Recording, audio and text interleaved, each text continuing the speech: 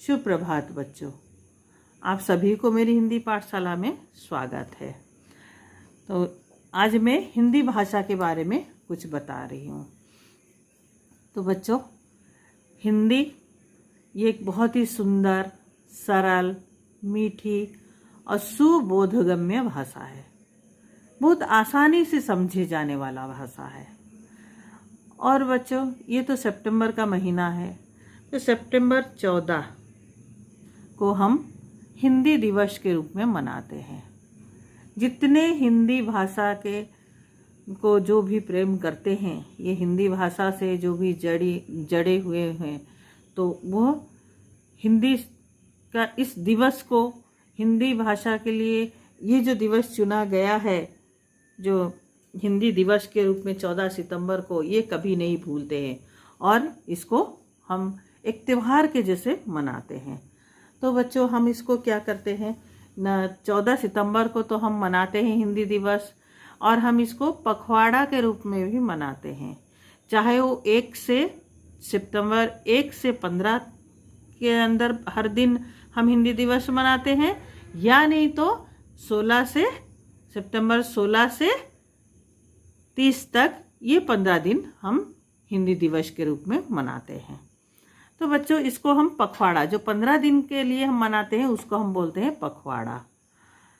तो हिंदी दिवस जो है, जो हम 14 सितंबर को मनाते हैं।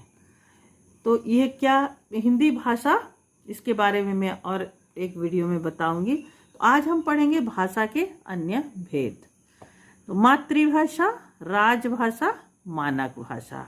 तो मातृभाषा क्या है? जिस भाषा का प्रयोग बचपन से हम अपनी माँ या परिवार के साथ बातचीत में करते हैं, उसे मातृभाषा कहते हैं। मातृ मतलब माँ। मातृ जो संस्कृत शब्द है, मानक भाषा। तो ये मातृ का मतलब होता है माँ। माँ के द्वारा जो बच्चा, जब माँ गोद में लेती है, पुचकारती है, और माँ के पास ही जब बच्चा रहता है, माँ की भाषा समझता है, धीरे धीरे माँ जो बोलती है वही समझता है। उसके बाद सारे परिवार वाले जो भाषा बोलते हैं या उसके आसपास में बोलते हैं, उसके घर में जो भाषा बोलते हैं, उसी को ही बोलते हैं मातृभाषा। राजभाषा क्या है? जिस भाषा का प्रयोग देश के सरकारी कामों के लिए किया जाता है, उसे राजभाषा कहते हैं। आप लोग देखे होंगे बच्चों, जितना ऑफिशियली कागजात में सब में इंग्लिश में लिखा होगा, हिंदी में भी लिखा होगा। आप सामान्य एक रेलवे का टिकट देखेंगे, ट्रेन का टिकट देखेंगे, तो उसमें भी आप देखेंगे कि हिंदी में लिखा हुआ होगा। तो जितने भी हमारे ऑफिशियल यूजेस होते हैं, जितने भी ऑफिसेस में हमारा जो भी लिखाई पढ़ाई का कार्य होता है, तो हिंदी भाषा में भी होता है। और हमारी राजभाषा क्या है? ना हिंदी है। और अंग्रेजी हमारी सहराज भाषा है, मतलब हिंदी में भी लिखा हुआ होगा और अंग्रेजी में भी लिखा हुआ होगा। भारत के पूरे क्षेत्र में सारे लोग हिंदी अच्छे से जानते हैं, बोलते हैं और उसका हमेशा प्रयोग करते हैं। लिख सकते हैं, बोल सकते हैं, पढ़ सकते हैं।